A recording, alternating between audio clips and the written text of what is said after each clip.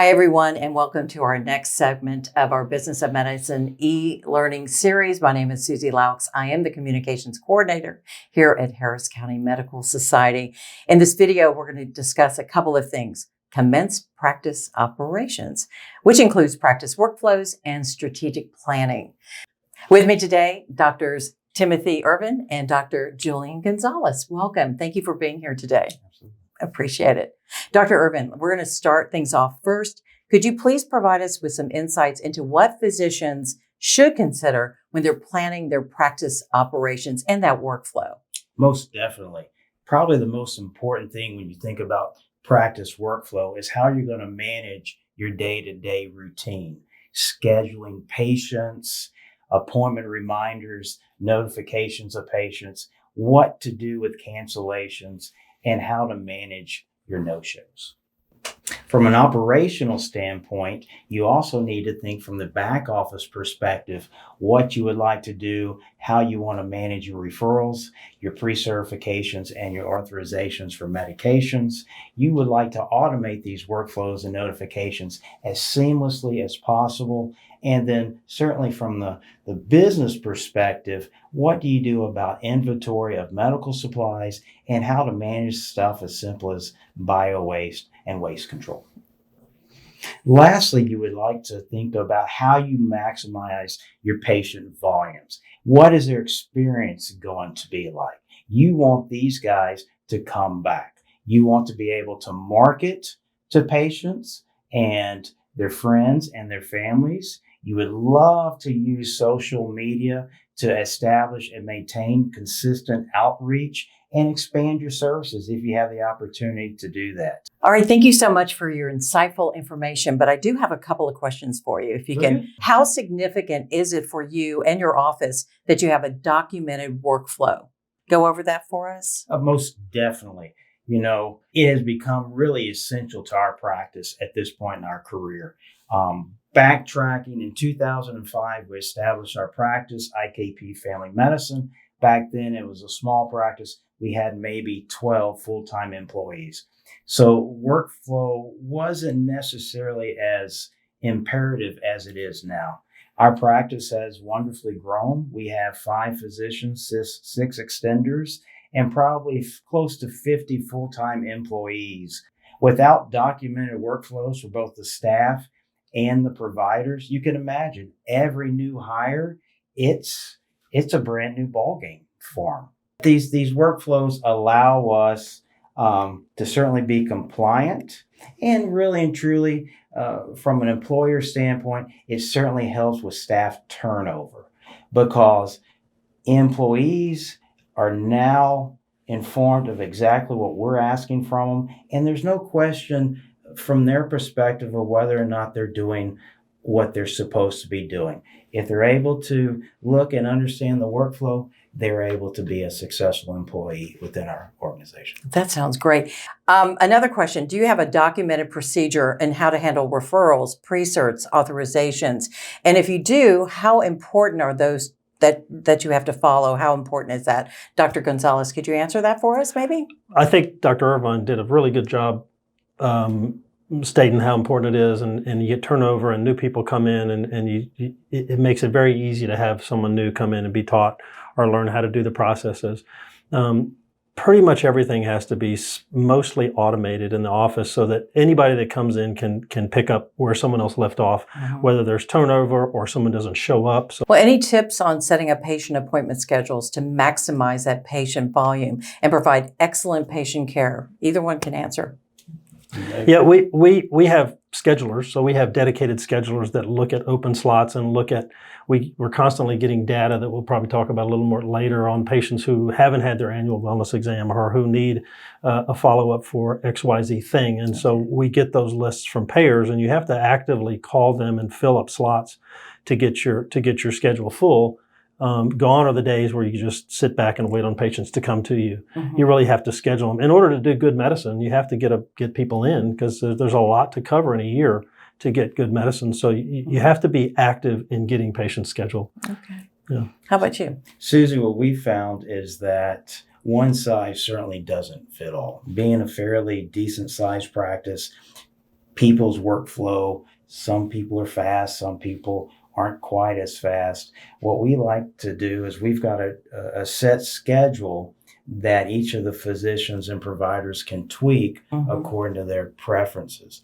We also have designated schedule slots for well visits and sick visits. So that allows us, can you imagine what it would be like if you show up and you've got 23 physicals in a day? Oh my gosh. It would make for a wonderful day.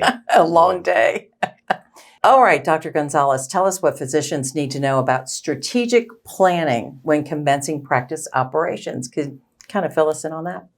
There's a lot there. Unfortunately, it can seem very daunting. It can seem very intimidating and almost undoable, but it is doable. I think the key for especially new physicians is realizing how much help you need and how much detail and experience you need in areas that you're not an expert in. So as physicians, they say you need 10,000 hours to be an expert. We have at least 20,000 in medical school and residency, but we're experts in a very narrow field. So you need help in accounting and taxing and legal work and business management and the things that we're not experts in. And so I think just as a pulmonologist would not manage a dialysis patient in the critical care ICU, they would get a specialist. We have to get, as non-business people, some help in all those specialty areas that you need to get your business started early. I like to think of it as kind of the base of a skyscraper. You got to have a good foundation to get your business going for the next 5-10 years. Everything else kind of falls into place. So it's costly. You do have to spend some money up front for those experts, but it's money well spent.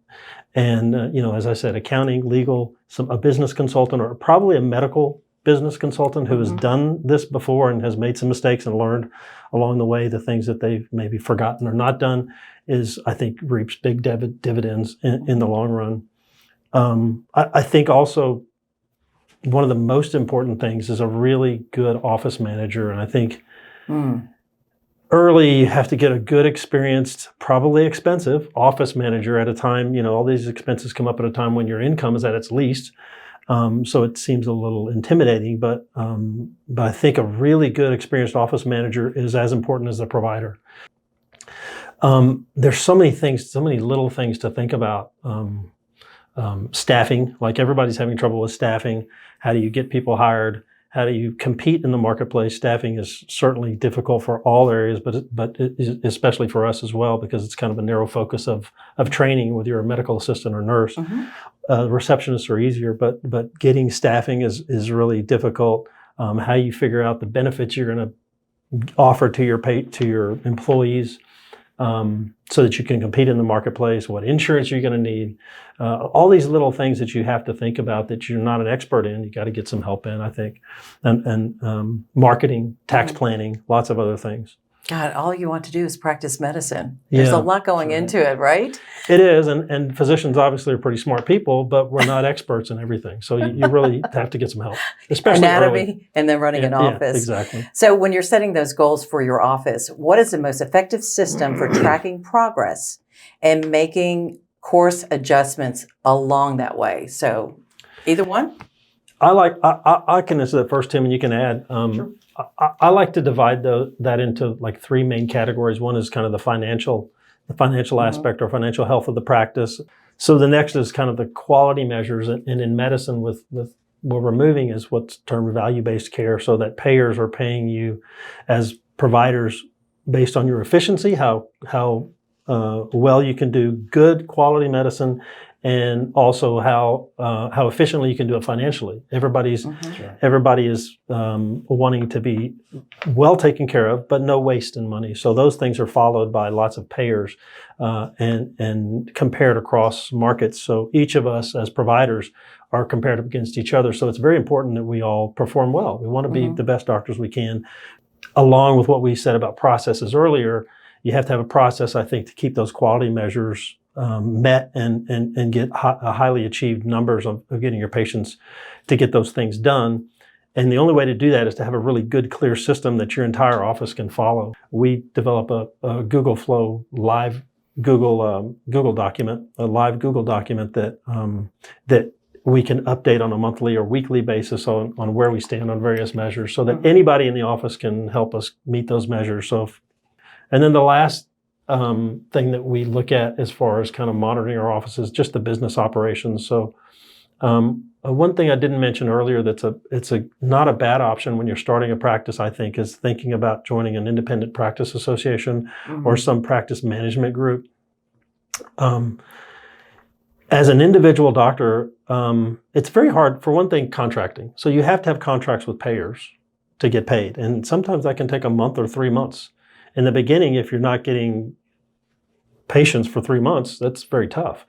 So getting with a group, you can usually get contracted faster. You can usually get much better contracts than you can as an individual. I kind of like to think of it as the payer or the insurance company is like building a skyscraper, and you come along as an individual doctor with a single brick and say, here's a brick for your skyscraper. They don't care. You're Right. too little to matter. Uh-huh. But if you join forces in an IPA or other group that has 30 or 50 or 300 physicians, now you have some bargaining power to say, hey, look, we are doing high quality medicine efficiently. And so we would like to get a better contract. And the payers are happier to do that because everybody wins. But you can't, it's very difficult to do it as an individual. As an individual physician practice, you just don't have enough clout to really demand. You're going to get the lowest contracted rate that they have if you're lucky, and with a delay. So the Independent Practice Association offers other things, and it kind of helps us with monitoring our business processes long term. We have a practice consultant that comes in once a month, and she's looking at all of our measures and lots of data, which as a physician you just don't have time to do. You can't be a physician and be a practice manager. It's impossible unless you're working 100 hours a week. So she is giving us feedback regularly, but also on a monthly basis. We have an hour meeting where we go over lots of data from how many patients are we seeing, how fast are the bills going out, how fast are the providers closing their notes, because if they don't close the notes, they don't bill. What is our reimbursement? What is our AR, or accounts receivable? What have we not been paid on?